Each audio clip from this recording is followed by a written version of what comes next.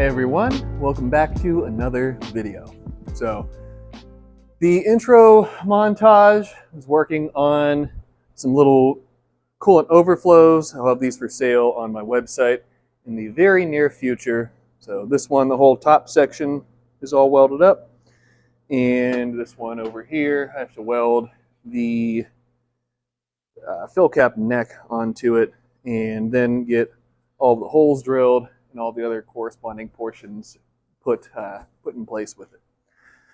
So the second portion of the intro, I went ahead and installed my new transmission pan. So everything is tightened down, everything is good to go, aside from putting the fluid back into the car, which will be the next order of business. And I'm also going to put the street exhaust back on this, as I have a Cars and Coffee to go to this weekend with my buddy Logan from Defined and his friend Matt. So ideally, if the weather holds out and if everything goes according to plan, we'll have a trio of Japanese Halo cars that will be attending a Cars and Coffee at a local exotic dealership. So I'll have the Supra here, we'll have Logan's FD, and then Matt's R32 GTR. So hopefully everything works out, as this would be a really cool opportunity to have three really cool cars together. But I have a few things to knock out with this thing prior to that. Well, after a little bit, the Supra now has transmission fluid again, and I went ahead, got all of the seat stuff finalized, as well as swapping over to my black harnesses. So passenger harness, it still needs to be adjusted a little bit, but it's at least in place. The driver's harness should be good to go. And I figured I'd take a moment now to show how to wrap harnesses around cage bars. I'm sure there's a multitude of videos on YouTube about how to do this, but since I just did it here, I figured I'd give you guys a little bit of a quick glimpse and a little bit of a tech tip if you've never done it before, and hopefully save you guys from a little bit of trouble and maybe even help keep you safe. All right, we're going to use this piece of schedule stainless pipe to mimic a roll cage tube, and this is a larger diameter than what you typically be working with, but it doesn't really matter. So this would be one of the shoulder harnesses, and the first thing I usually do is they come with a piece that has an eyelet on it that you would fasten down to a portion of the sheet metal or something other than the cage tube itself. So I usually get rid of that. So I'm just left with this piece right here. So if I'd be sitting in this thing kind of with my back against it this way, or in that orientation rather, what you want to do is have this metal piece on your side or on the side that you'll be sitting on, and you loop the harness around the back side like so, kind of if you were going to polish the bottom side of it. You then take the tail of the harness, pull it through, and you can make this as tight as you want. I usually leave a little bit of slop just so that way it can slide around and be adjusted if needed, but you don't want it to be something like this. That just makes things not tidy. So from here, you loop it through the other side of the metal piece, and that kind of locks it in place, but you still have the possibility of it sliding through when you don't want it to. So what you finally do is you slide it, or you double it back on itself, and this is a little bit of a pain to get these laced through sometimes. I've had pretty good luck. If you get one side of it through enough, you can kind of brute force your way through, and you pull it back.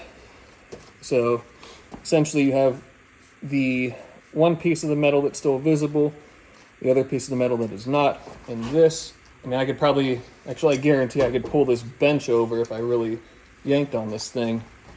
And this is how you keep the harness in place, how you keep yourself safe, and how you keep it from loosening up and moving over time. So some of you guys may have different ways that you do this, but from all the harnesses that I've installed, this has always been kind of the quote-unquote correct way, or the way that I've always done it and been taught. So if you have a different way to do it, then leave a comment below or let me know. Or if this helped you guys out, which I hope it did, let me know as well. Well, I think what needs to happen now, especially now that I have a new pan and a few new parts on the car, is this thing needs to be started up, need to check the transmission fluid level, and then take it out for a quick drive to make sure that everything is still functioning and working correctly. Because that will give me tomorrow, worst case, to work through any minor issues that would pop up. And then Saturday is cars and coffee day.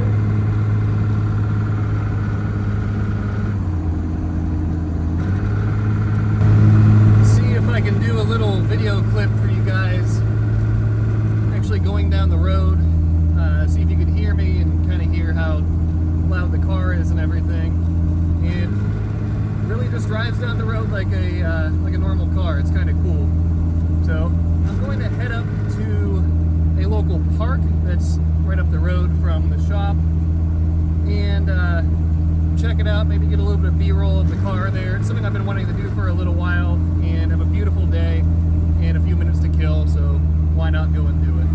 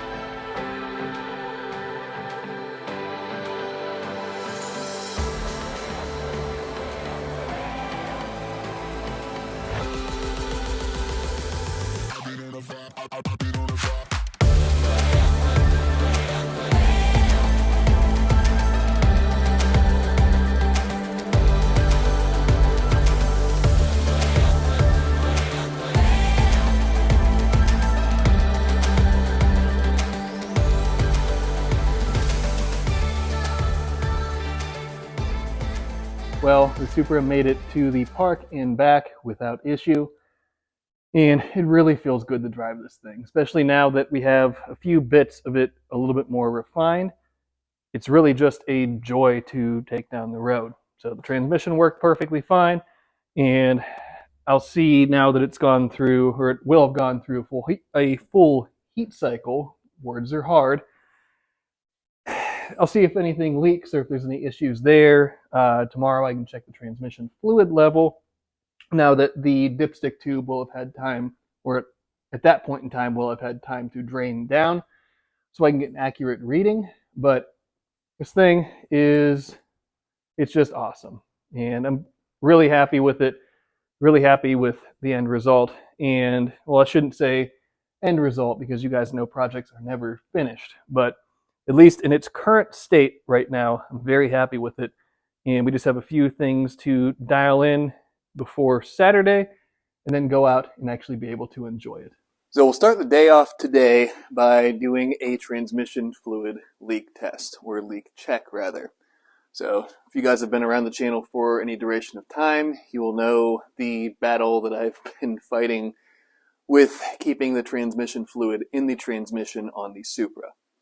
So with this pan, minus that little bit right there that might be residual. It looks nice and dry all the way around it, but we've been here before, and I still need to check the fluid level in the transmission itself, as if the fluid level isn't high enough, then you'll falsely think that you don't have a leak when you may end up having one. But at least for right now, everything looks good. And I'll wipe that little bead of trans fluid off of the bottom of the bell housing there, and everything will be good.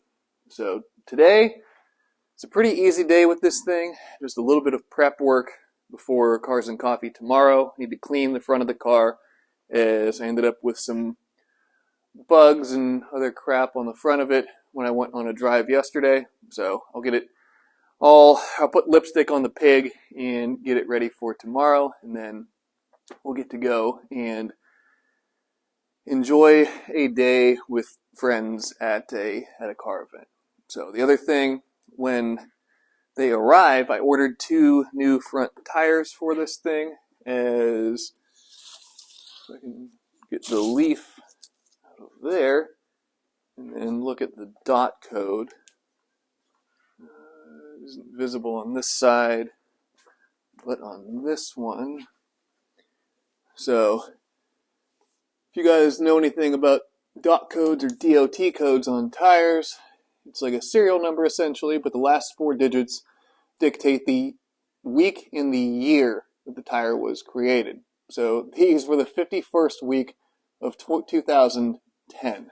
So these are just about 13-year-old tires, and while they still are in decent condition, you can see there's a little bit of dry rotting beginning, and it's just time to get new ones. So the M&H Race Masters that are on this, those were out of stock, and looking at Jegs and a couple other places, but I was able to get some Mickey Thompson front runners, and those, provided that FedEx doesn't let me down, which is always wishful thinking,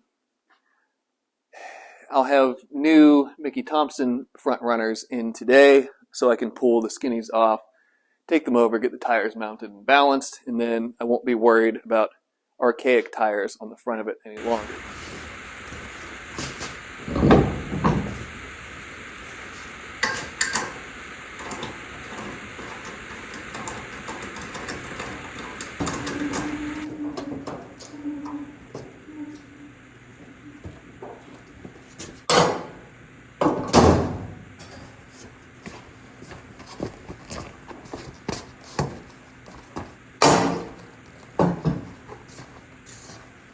Well, after waiting around all day, FedEx finally came through, and we have some brand new Mickey ET fronts. And these guys, where's the dot code here?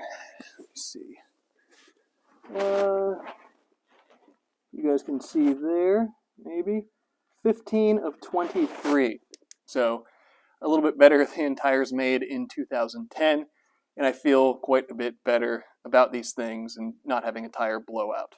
So these are 4.5 wide, 26 tall by 17, obviously to fit on these 17-inch wheels, as the old cheat code for Supras to have a big and little setup is to run TT front brakes up front, since they're a little bit larger, and then you have a little bit more stopping power.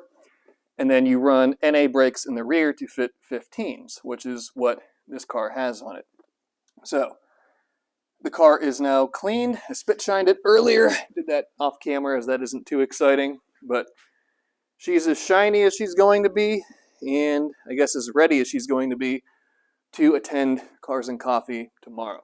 So no matter what it is with cars like this, it's always a bit of an ordeal to get everything together, to get everything on the same page and everything functioning harmoniously, to even do something as simple as drive to a Cars and Coffee. But the effort ends up being worth it to be able to experience the car, to enjoy it for myself, and to be able to share it with other like-minded automotive enthusiasts and car guys. Well, kind of an unfortunate turn of events, if you guys can see the windshield. It is still mist raining a little bit now, and if you guys have ever driven a car on drag radials or slicks, when it's any bit wet out, it is not a fun endeavor. So I'll have to think about this for a few minutes and see exactly what I want to do, but it probably won't be worth it to take the car out and, you know, tempt fate after all this time, have the car spin out or something like that, something stupid that could be prevented just for the sake of a cars and coffee. So let me think about it and we'll go from there. Well, decided that it's probably going to dry out enough that I'll at least try to take this thing down the road and see how it is. If everything goes well, then I'll make my way over to Logan's and we will head out from there. If not, I'll turn around, come back, and take the old BMW. But without at least trying, I wouldn't feel right about it, so that's what we're going to do.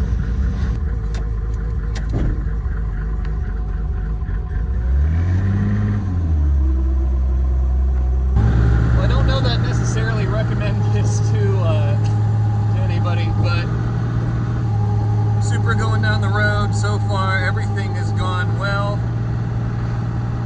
The moisture on the windshield, it's just misting a little bit, and I'm going nice and slow, not tempting fate any more than I already am. And in a few minutes we'll be over at Logan's place, and then I guess we can go to Cars and Coffee from there.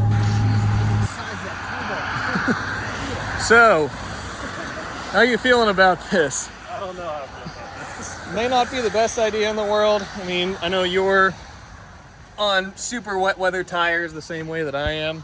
But they rated them like a AA wet traction. Yeah, I mean, these ones, they have some bit of Yours are grooving. AAA wet traction. Yeah, they make better wet traction than mine. yeah. I mean, these are pretty much monsoon tires. So, Yeah.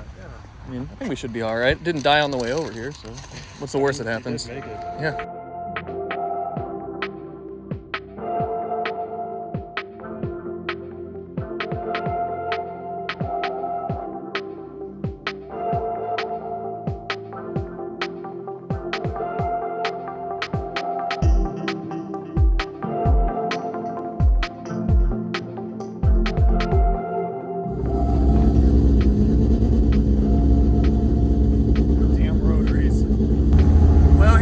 Nothing, following a 4-rotor FD, and then behind me R32 GTR, and have a couple other Japanese Halo cars there. So hopefully we don't die in the rain, but if not, then I guess it's been nice knowing all of you.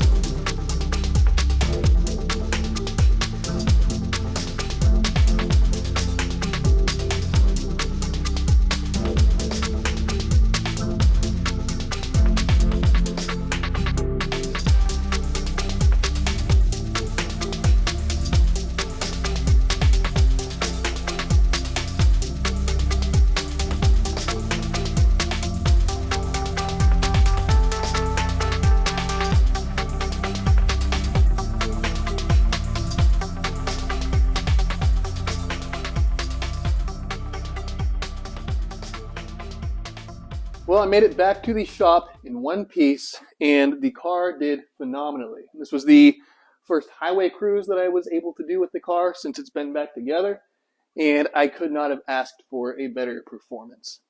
So if we look at the odometer, you see 95 miles, and that's give or take a few miles. So for all intents and purposes, put 100 miles on the car today and no issues, no hiccups, no anything crazy. The thing just went down the road like a normal car, and I had a really good time. So I didn't film a whole lot at Cars and Coffee, as my time ended up being better spent conversing with old friends, talking to new people, and just having an overall good time. So filmed a couple of clips of the drive over and a couple of clips there, but it ended up being a phenomenal day in sharing time with like-minded individuals, and especially getting to cruise with the group of cars and the group of people, more importantly, that I was able to, brought an immense amount of value to my day and to my life. And for the guys and everybody that I was cruising with, thank you very much for the opportunity to do so. And I really just had a fun day. So I am in love with this car again. And I wasn't able to make a hit or anything like that as was going down the road. It is what it is. Maybe next time that I take the car out, I'll be able to actually get into it a little bit. But at least for the time being, I know that it goes down the road fine. And I'm just really happy and really elated overall. So before I drone on forever, or before I film some clips of me just staring at the car, let's go ahead and wrap this one up. So thank you guys, as always, for tuning in, for coming along on this journey with me, and coming along on the bit of the Mark II that we've worked on so far. Now this thing is kind of at a point where it's good. I think it's about time that we get back on that thing. So have that to look forward to, and then I'll end up sprinkling some Mark IV content in the meantime as well. But that'll be then, and this is now, and right now we're wrapping this one up. So as always, be sure to subscribe, leave a like, leave a comment, and I'll see you guys in the next episode.